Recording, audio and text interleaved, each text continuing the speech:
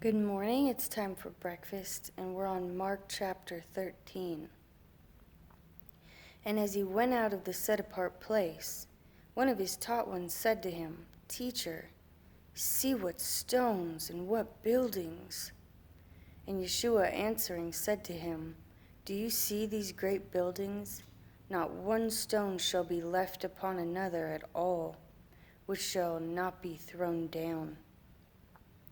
And as he sat on the Mount of Olives opposite the set-apart place, Kepha and Yaakov and Yohanan and Andre asked him separately, "Say to us, when shall these events be?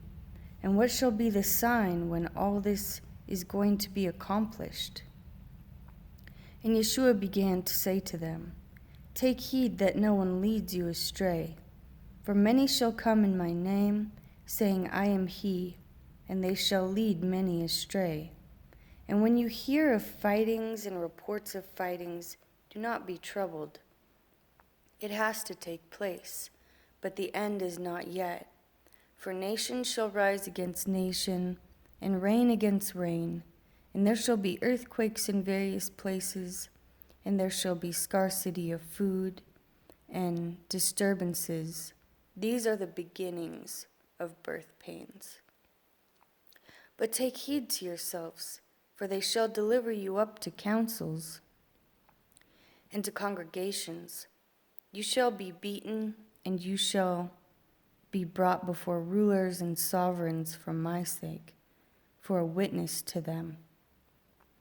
And the good news has to be proclaimed first to all the nations. And when they lead you away and deliver you up, do not worry beforehand what you are to say. But whatever is given you in that hour, speak that. For it is not you who are speaking, but the set-apart Spirit. And brother shall deliver up brother to death, and a father his child, and children shall rise up against parents, and shall put them to death. And you shall be hated by all because of my name. But he who shall have endured to the end, he shall be saved. And when you see the abomination that lays waste, spoken of by Daniel the prophet, set up where it should not be, he who reads, let him understand. Then let those who are in Yehuda flee to the mountains. And he who is on the housetop, let him not go down into the house, nor come in to take whatever out of his house. And he who is in the field, let him not go back to get his cloak. And woe to those who are pregnant and those who are nursing in those days. And pray that your flight does not take place in winter.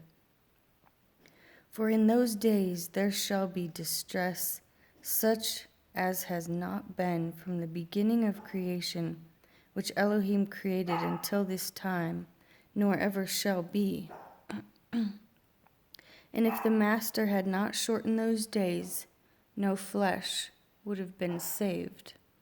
But because of the chosen ones, whom he chose, he shortened the days.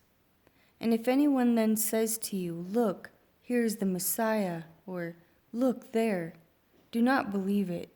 For false messiahs and false prophets shall arise and show signs and wonders to lead astray, if possible, even the chosen ones. And you take heed. See, I have forewarned you of it all.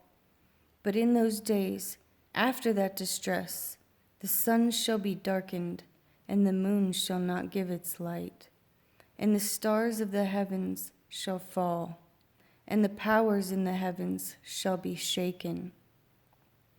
And then they shall see the Son of Adam coming in the clouds with much power and esteem.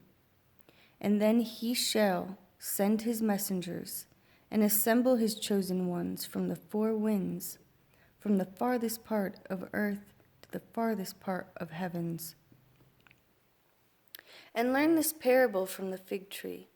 When its branch has already become tender and puts forth leaves, you know that summer is near. So you also, when you see these taking place, know that it is near at the door. Truly I say to you, this generation shall by no means pass away till all this takes place. The heaven and the earth shall pass away, but my words shall by no means pass away. But concerning that day and the hour, no one knows, not even the messengers in heaven, nor the Son, but only the Father. Take heed, watch and pray, for you do not know when the time is. As a man going abroad, having left his house, and giving authority to his servants, and to each his work, and commanded the doorkeeper to watch. Watch therefore, for you do not know when the master of the house is coming, in the evening, or at midnight, or at the crowing of the cock, or in the morning, lest coming suddenly he should find you sleeping. And what I say to you, I say to all, watch. Now the Pesach and the festival of Matzah was after 2 days, and the chief priest and the scribes were seeking how to take him through treachery and put him to death. And they said, not at the festival, lest there shall be an uproar of the people. And while he was in Beth Anya, in the house of Shimon the leper, and sitting at the table, a woman came having an alabaster flask of perfume, genuine nard, very costly. And breaking the flask, she poured it on his head. And there were some who were much displeased among themselves and said, why was this perfume wasted? For it could have been sold for more than 300 denarii and given to the poor. And they were scolding her. But Yeshua said, leave her alone. Why do you trouble her? She has done a good work for me. For you have the poor with you always, and you are able to do good to them whenever you wish, but you do not always have me. What she has done, she used. What she had, she used. She took it beforehand to anoint my body for the burial. Truly I say to you, wherever this good news is proclaimed in all the world, what this woman did shall also be spoken of to her remembrance. And Yehuda from Kerioth, one of the 12, went to the chief priest to deliver him up. And when they heard it, they were glad and promised to give him silver. And he was seeking how to deliver him up conveniently.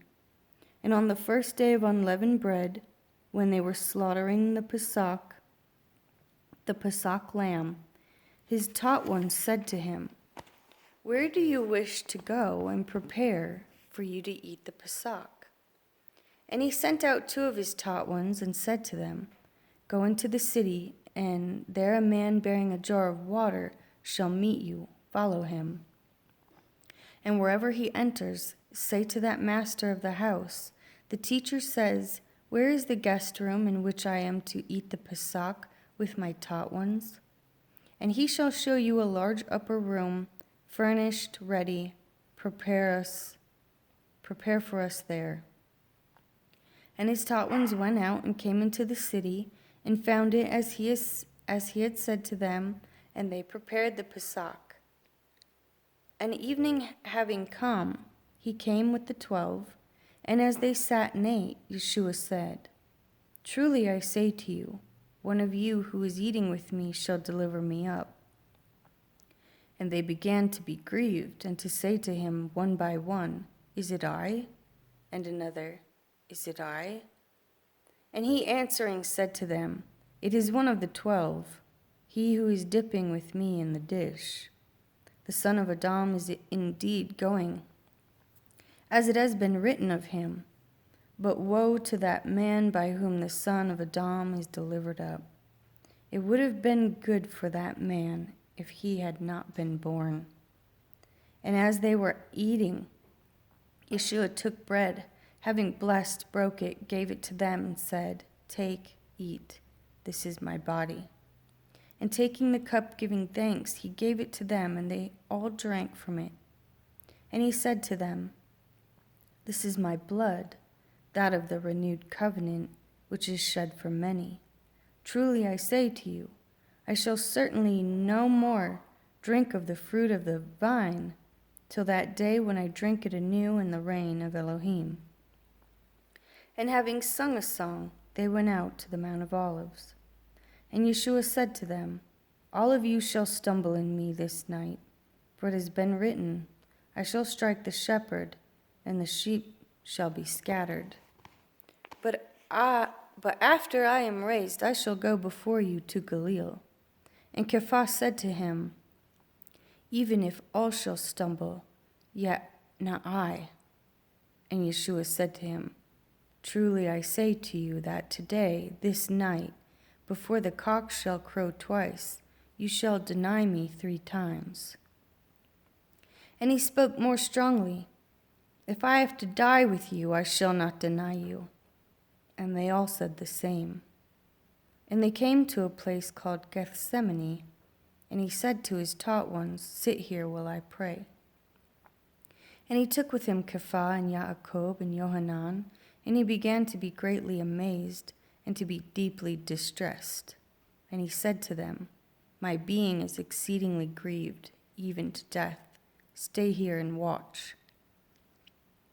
And he went out on a little and fell on the ground and was praying that if it were possible, the hour might pass from him.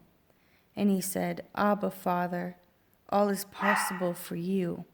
Make this cup pass from me, yet not what I desire, but what you desire." And he came and found them sleeping and said to Cephas, "Shimon, are you sleeping? You were not able to watch 1 hour. Watch and pray, lest you enter into trial. The spirit indeed is eager, but the flesh is weak." And again he went away and prayed and spoke the same words. And having returned, he found them asleep, for their eyes were heavy, and they did not know what to answer him. And he came the 3rd time and said to them, "Are you still sleeping and resting? It is enough. The hour has come. See, the son of Adam is being delivered up into the hands of the sinners. Rise up, let us go. See, he who is delivering me up has drawn near." And immediately, while he was still speaking, Yehuda, one of the 12, with a large crowd with swords and clubs, came from the chief priest and the scribes and the elders. And the one who was delivering him up had given them a signal, saying, "Whomever I kiss, it is he. Seize him and lead him away safely." And coming, going straight up to him, he said to him, "Rabbi, Rabbi," and kissed him. And they laid their hands on him and seized him. And one of those standing by drew his sword and struck the servant of the high priest and cut off his ear. And Yeshua answering said to them, "Have you come out as against a robber with swords and clubs to take me? Daily I was with you in the set-apart place teaching, and you did not seize me. But let the scriptures be filled." And they all left him and fled. And a certain young man was following him, having a linen cloth thrown around his naked body, and when they seized him, he left the linen cloth and fled from them naked. And they led Yeshua away to the high priest. And all the chief priests and the elders and the scribes came together to him. And Cephas followed him at a distance, even into the courtyard of the high priest. And he was sitting with the officers and warming himself at the fire. And the chief priest and all the council were seeking witness against Yeshua to put him to death. And they were finding none. For many bore false witness against him, but their evidence did not agree. And some rose up and bore false witness against him, saying, We heard him saying, I shall destroy this dwelling place that is made with hands, and within 3 days I shall build another made without hands. And not even then did their witnesses agree. Then the high priest stood up in the center and asked Yeshua, saying, Have you no answer to make? What do these witness against you? And he remained silent and gave no answer. Again the high priest asked him, saying to him, Are you the Messiah, the Son of the Blessed? And Yeshua said, I am. And you shall see the Son of Adam sitting in the right hand of power, coming with the clouds of the heaven. And tearing his garment, the high priest, What further need do we have of witness? You have heard the blasphemy. What do you think?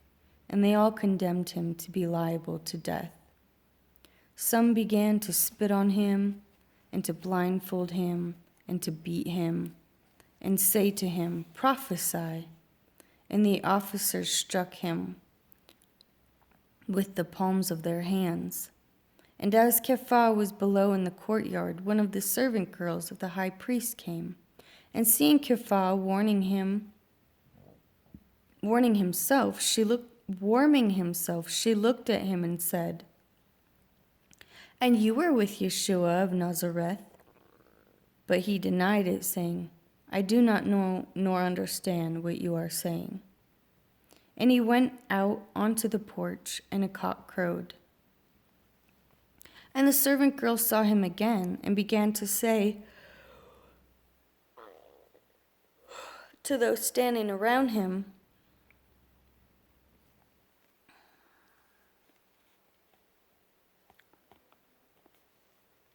And again he was denying it. And after a little while, those who stood by again said to Kepha, Truly you are one of them, for you are a Galilean too, and your speech is alike. And he began to curse and swear, I do not know this man of whom you speak. And a second time the cock crowed, and Kepha remembered the word that Yeshua had said to him, Before the cock crows twice, you shall deny me 3 times. And thinking on it, he wept.